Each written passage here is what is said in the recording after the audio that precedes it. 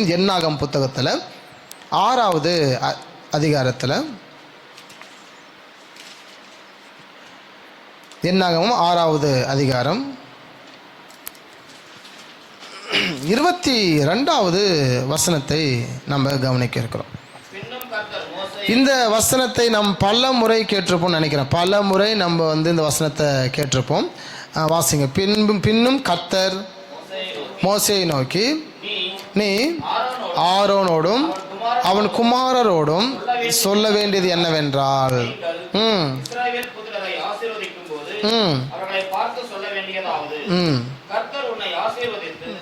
உன்னை காக்க கடவர். கர்த்தர் தம்முடைய முகத்தை உன்மேல் பிரகாசிக்க பண்ணி உன்மேல் கிருபையாய் இருக்க கடவர். கர்த்தர் தம்முடைய முகத்தை உன்மேல் பிரசன்னமாக்கி உனக்கு சமாதானம் கட்டளையிட கடவர் என்பதே. இவ்விதமாய் அவர்கள் என் நாமத்தை இஸ்ரவேல் புத்திரர் மேல் கூற கடவர்கள். அப்பொழுது நான் அவர்களை ஆசீர்வதிப்பேன் என்று சொல்கின்றார். போதும். எனவே இங்கே 24ஆம் வசனத்தில் வாசித்தோம். நம்மளுக்கு எல்லாருக்கும் தெரிஞ்ச ஒன்று இந்த ரெஃபரன்ஸ் 24லேருந்து 26 வரை. ஏன்னா ஒவ்வொரு திருமணத்துலேயும் இல்லை என்றால் பிள்ளைகள் பேர் வைக்கிற இடத்துல பர்த்டே டைமில் இதெல்லாமே மேக்ஸிமம் இந்த வசனத்தை சொல்லி அவங்களை பிளஸ் பண்ணுறது உண்டு. எனவே இந்த 24ஆம் வசனத்தை கவனித்து பார்த்தீங்கன்னா, கர்த்தர் உன்னை ஆசீர்வதித்து உன்னை காக்க கடவர். கர்த்தர் தம்முடைய முகத்தை உன்மேல் பிரகாசிக்க பண்ணி உன்மேல் கிருபையாக இருக்க கடவர். கர்த்தர் தம்முடைய முகத்தை உன்மேல் பிரசன்னமாக்கி உனக்கு சமாதானம் கட்டளை கடவர் என்பதே என்று இங்கே இருக்கிறது. அப்போது எப்போ இது நடந்தது அப்படின்னு பார்த்தீங்கன்னா, யாருக்கு இது சொன்னது? ஆரோனுக்கு சொன்னது. ஆரோனும் அவன் குமாரரும் தேசத்தின் ஜனங்களை ஆசீர்வதிப்பதற்காக ஆண்டவர் சொல்லிக் கொடுத்த ஒரு ஆசீர்வாதமான வார்த்தைகள். அப்போ ஒரு மனுஷன் ஆசீர்வதிக்கப்பட வேண்டி, ஒரு தேசம் ஆசீர்வதிக்கப்பட வேண்டி இந்த வார்த்தைகளை வழக்கமாக ஆரோன் குடும்பத்தார் பேசுகிறது வழக்கமாக இருந்தது. அதாவது எங்கெல்லாம் மக்கள் பலிகளை செலுத்தினார்களோ, எப்பெல்லாம் ஆசாரியர் பலிகளை செலுத்தினார்களோ, அப்பெல்லாம் இந்த வசனத்தை சொல்லி அவங்களை பிளஸ் பண்ணுவாங்க. யாரெல்லாம் ஆட்டை கொண்டு வரீங்க பலி செலுத்த அப்படின்னா, உடனே அந்த ஆட்டை பலி செலுத்திட்டு, பலி செலுத்தின உடனே இந்த வசனத்தை சொல்லி அந்த குடும்பத்தை பிளஸ் பண்ணுவது வழக்கமாக இருந்தது. ஆரோனுடைய குடும்பத்தை, அதாவது ஆசாரியர்களுக்கு வழக்கமாக இருந்தது. எனவே இப்போது நமக்கு இருக்க ஒரு பலி இருக்கிறது என்று சொல்லியிருக்கிறோம். என்ன ஸ்தோத்திர பலி. ஸ்தோத்திர பலியை நாம் பெற்றுக்கொண்ட நமக்கு ஆண்டவர் சொல்லுகிற ஒரு 3 ஆசீர்வாதங்கள் தான் இங்கே இருக்குது. அது என்னன்னு பார்த்தீங்கன்னா, நம்பர் 1 24ஆம் வசனம், கர்த்தர் உன்னை ஆசீர்வதித்து உன்னை காக்க கடவர்.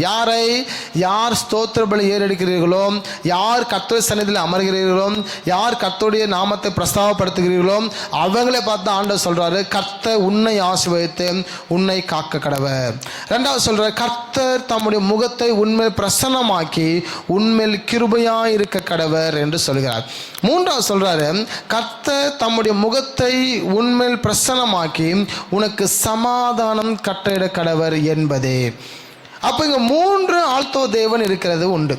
நீங்கள் கவனித்து பார்த்தீங்கன்னா 3 கர்த்தர் இருக்கிறது. ஆமாங்களா?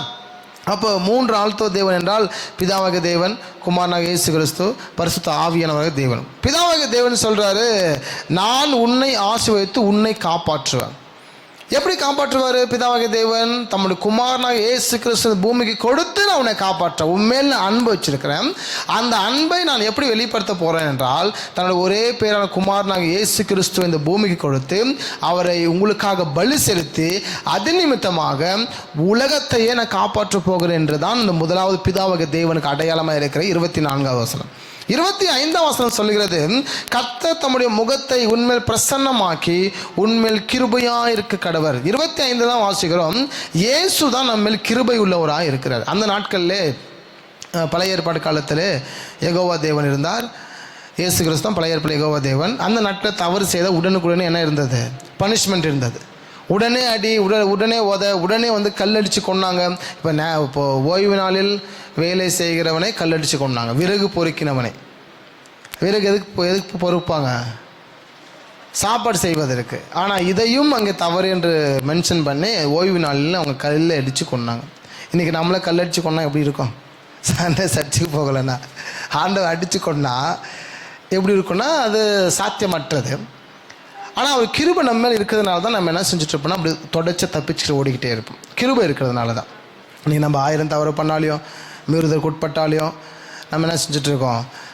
ஓடிக்கிட்டு இருக்கிற காரணம் தான் அவர் கிருபை. எனவே ரெண்டாவது அதனால தான் அவர் சொல்கிறாரு, தம்முடைய முகத்தை உங்கள் மேல் பிரகாசிக்க பண்ணி உன்மேல் கிருபையாக இருக்க கடவுள். யாருடைய முகத்தை நம்ம மேல் பிரகாசிக்க பண்ணுகிறார்? யார் முகம் பிரகாசமாக இருந்ததுன்னா இயேசு கிறிஸ்து முகம். என்னால் வசனம் சொல்லுது, அவரை நோக்கி பார்த்த முகங்கள் பிரகாசம் அடைந்தது. அப்போ செகண்ட் ஒன்று, இயேசு கிறிஸ்துவ அடையாளமாக தான் அந்த ஆசீர்வாதத்தை அந்த ஆரோன் குடும்பம் முழு இஸ்ரவேல் மக்கள் பலி செலுத்தும் போது சொல்லப்பட்ட வார்த்தை தான், தம்முடைய முகத்தை உன்மேல் பிரகாசிக்க பண்ணி உன்மேல் கிருபையாக இருக்க. அவர் தான் கிருபை. அந்த கிருபை நம்மேல் இருந்தால் தான் நம்மளால் விலகி கொள்ள முடியும். ஓகே, 26 பரிசுத்த ஆவியானுக்கு அடையாளமான ஒரு வார்த்தை, ஒரு வசனம் தான் அங்கே. தம்முடைய முகத்தை உன்மேல் பிரசன்னமாக்கி உனக்கு சமாதானம் கட்டளையிட கடவர். எப்போ சமாதானம் மக்களுக்கு கிடைச்சது? இயேசு கிறிஸ்து சிலுவையில் அறையப்பட்டாயிற்று. சிலுவையில் அறைந்த உடனே 40 நாள் இயேசு கிறிஸ்து உயிர்த்தது. 40 நாள் பூமியில் இருந்தார். தமக்கு இஷ்டமான யாவருக்கும் அவர் வெளிப்பட்டார். சீடைகளோடு இருந்தார். 40 நாள் கழித்து இயேசு கிறிஸ்துவும் பரலோகத்தை எடுத்துக்கொள்ளப்பட்டார். எடுத்துக்கொள்ளப்பட்ட பிற்பாடு இவங்க என்ன செய்கிறாங்கன்னா, மேல் வீட்டு அறையில் போய் உட்கார்ந்துட்டுருக்குறாங்க. எத்தனை நாள் உட்கார்ந்துட்டுருக்காங்க பார்த்தீங்கன்னா 9 நாள் உட்கார்ந்துட்டுருக்காங்க. 49 நாள் ஆயிடுச்சு. இப்போ இவங்க கலக்கத்தில் இருக்கிறாங்க. பரிசுத்த ஆவியானவர் வரும்போது, அவர்கள் நிரப்பும்போது அவர்கள் சமாதானத்தை பெற்றுக்கொண்டாங்க. கலக்கம், இயேசு சொன்னார், அவர் போயிட்டார். அவர் சொன்னதானே நடக்குமா நடக்காதா? அவரை நம்பி ஊழியம் பண்ணலாமா பண்ணக்கூடாது? அவர் இல்லை. ஒரு மனுஷன் மரித்து போனால் அவன் பெயர் முழுவதும் அற்று போகிறதாக வசனம் சொல்லுது. இன்றைக்கி நான் 1000 பேசலாம், சொத்தெல்லாம் உனக்கு எடுத்துக்கோப்பான்னு சொல்லிடலாம் என் பிள்ளைங்களுக்கு. பட் நான் மறிச்சிட்டேன் அப்படின்னா வசனம் சொல்லுது, என் பெயர் முழுவதும் இந்த பூமியிலிருந்து அற்று போகிறது. நான் சத்துட்டேன் அப்படின்னா என்னுடைய வாக்குறுதி அற்று போகிறதாக வேதம் சொல்லுது. இப்போ இயேசு மரித்த பிற்பாடு அவர் சொன்னதெல்லாம் எப்படி நிறைவேறும் நம்ப முடியும் என்ற அந்த சீடர்களுக்கு ஒரு 9 நாள்கள் மிகப்பெரிய ஒரு கலக்கம் இருந்தது. அவங்க கலக்கத்தோடு இருக்கும்போது தான் அவங்களுக்கு ஒரு சமாதானம் கிடைத்தது. யார் என்றால் பரிசுத்த ஆவியான இந்த பூமிக்கு இறங்கி வந்து அவங்க நிரப்பும் போது எல்லாம் புஷ்டி அடைந்து என்ன செய்கிறாங்க, சமாதான உடன்படிக்கை நடக்குது. அப்போ நடக்கும்போது பயந்து போய் கிடந்த அந்த சீடைகள் 50 நாள் பயந்துட்டு இருக்கிறாங்க. இயேசு கிறிஸ்து சிலுவையில் அறைந்த அந்த நாட்கள் இருந்து திடீர்னு சீமோன் பேதுரு எழுந்து வெளியே வந்து பிரசங்கம் பண்ணுறாரு, இயேசு கிறிஸ்துவை நீங்கள் தான் கொலை செய்தீர்கள், இயேசு கிறிஸ்து உயிரோடு எழுந்தார், இயேசு உயிரோடு எழுந்ததுக்கு நாங்கள் தான் சாட்சி அப்படின்னு சொல்லி பலமாய் அவர் சாட்சி சொன்னானே 3000 பேர் ஒரே ரவுண்டில் ரசிக்கப்படுறாங்க. சரி, இந்த 3000 பேர் எங்கே இருந்தாங்க? அவர் பிரசங்கம் பண்ணும்போது இப்போ ரூமை விட்டு வெளியே வந்த உடனே 3000 பேர் அங்கே எப்படி இருந்தாங்கன்னா, அது எந்த இடம் பார்த்தீங்கன்னா தாவீது ராஜாவுடைய கல்லறை.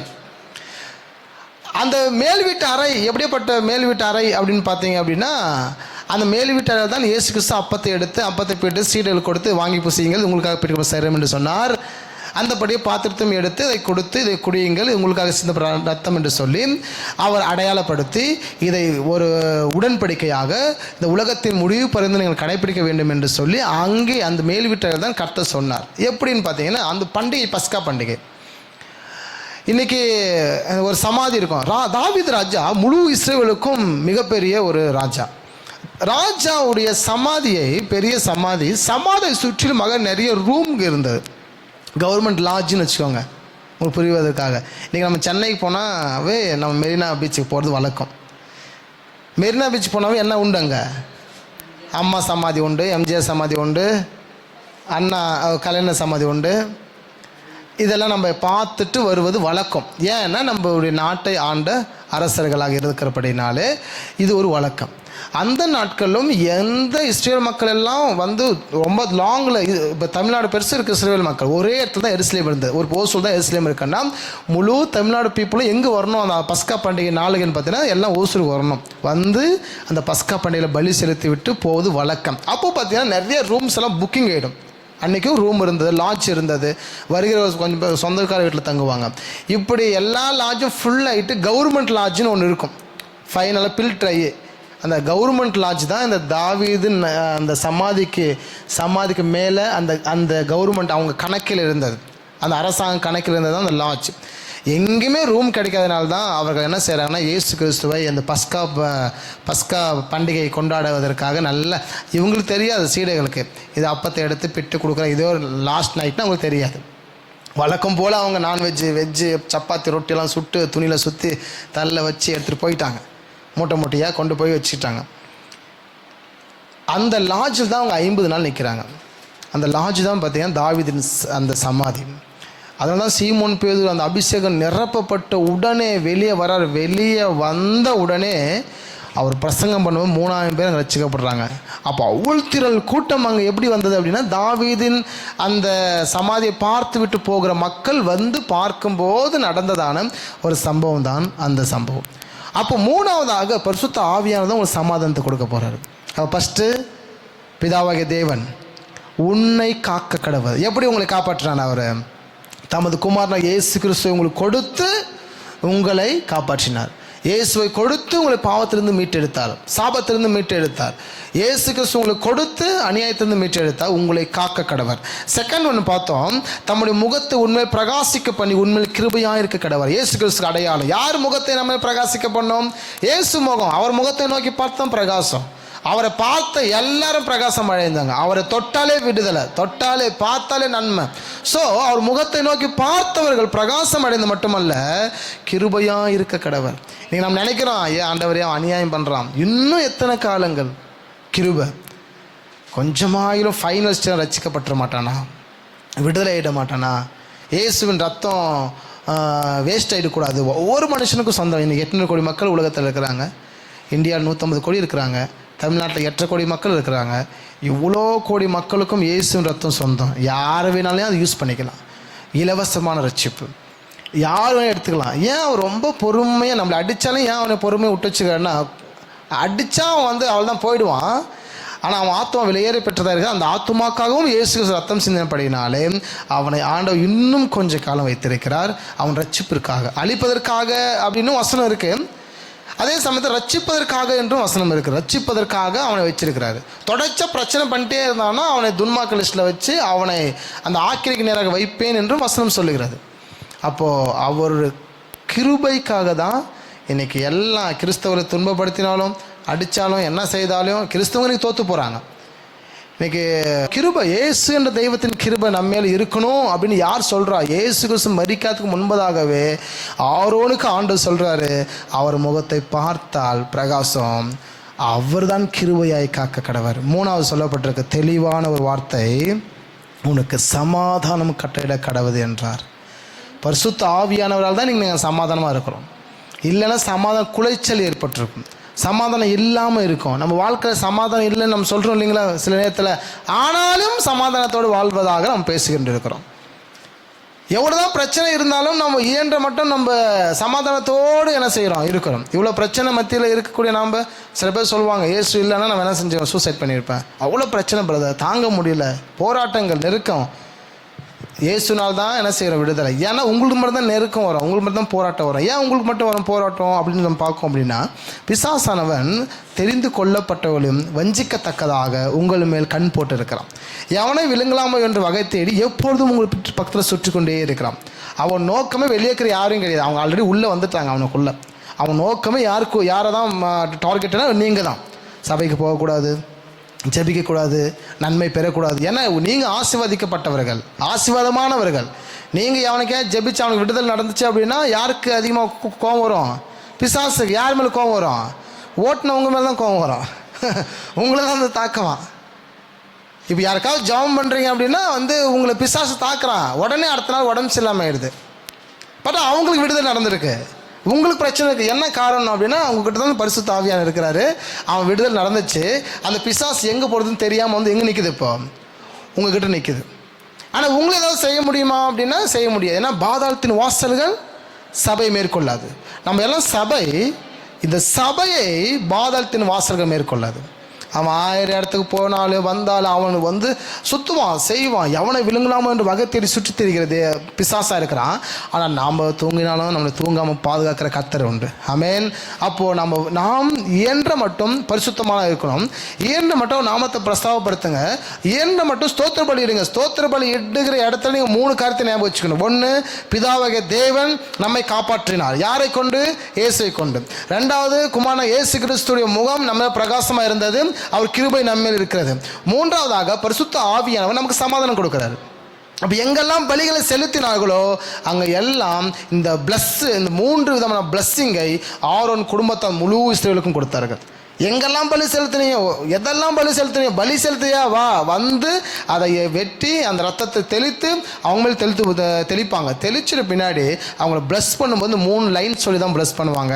பிதாவாக தேவன், குமாரனாக இயேசு கிறிஸ்து, பரிசுத்த ஆவியானவராக தேவன்.